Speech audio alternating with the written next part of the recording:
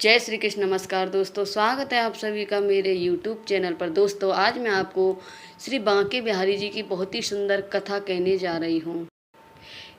कहते हैं कि भगवान जब मथुरा जाने लगे तो उन्होंने कहा था कि मैं शरीर से बेशक यहाँ से जा रहा हूँ, लेकिन मेरी आत्मा सदैव वृंदावन में निवास करेंगी।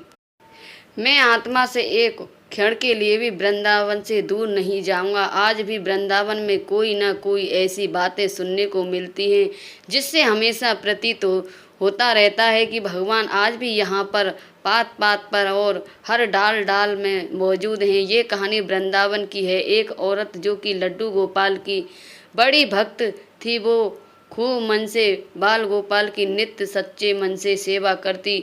वो हर दिन सुबह उठकर स्नान करके कान्हा जी को स्नान कराकर उनके वस्त्र बदलती, उन्हें चंदन का तिलक लगाकर उन्हें फल मिश्री या लड्डू, जिस दिन उसके पास जो कुछ भी होता उसे भगवान का भोग लगाकर लल्ला को भोग लगाकर ही वो है खुद कुछ खाती। फिर शाम में भी उनका आरती कर उन्हें भोग लगाती। पूरे दिन मन में हमेशा उनका नाम लेती रहती। एक क्षण भी ऐसा नहीं होता जिसमें वो अपने कान्हा को याद नहीं करती हो। एक दिन सुबह से उसे बहुत तेज हिचकी आ रही थी और वो बंद ही नहीं हो रही थी, जिसके कारण वो बहुत परेशान थी। तभी अचानक उसकी बेटी उससे मिलने आई और उसके वहाँ आते ही उसकी हिचकी ठीक हो गई। बेटी ने माँ का हाल चाल पूछा तो उसकी माँ ने कहा, वैसे तो सब ठीक है मेरे लड्डू गोपाल की कृपा से, लेकिन पता नहीं आज सुबह से मुझे बहुत तेज हिचकी आ रही है जो कि रुकने का नाम ही नहीं ले रही।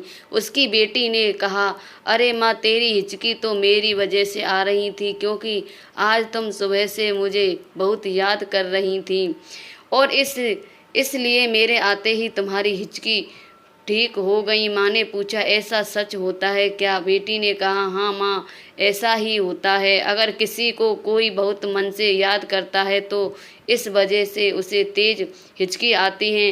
अब तो वो औरत बहुत परेशान हो गई कि मैं तो दिन रात हर पल हर क्षण अपने गोपाल को याद करती रहती हूँ। ये मुझसे बहुत बड़ी गलती हो गई। मेरी इस गलती की वजह से मेरे उस छोटे से लड्डू गोपाल को कितनी हिचकी हो रही होंगी। वो जोर जोर से रोने लगी और कहने लगी, मुझे माफ़ करना मेरे लल्ला, मेरी वजह से तुम्हें कितना कष्ट उठाना पड़ा होगा। वो मेरा छोटा सा लल्ला हिचकी कर करके परेशान हो गया होगा। वो कहने लगी, हे भगवान, मुझसे अनजाने में ये कितनी बड़ी गलती हो गई।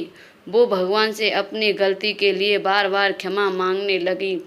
अब उसने मन में ये निश्चय कर लिया कि वो अब कभी लड्डू गोपाल को याद नहीं करेगी।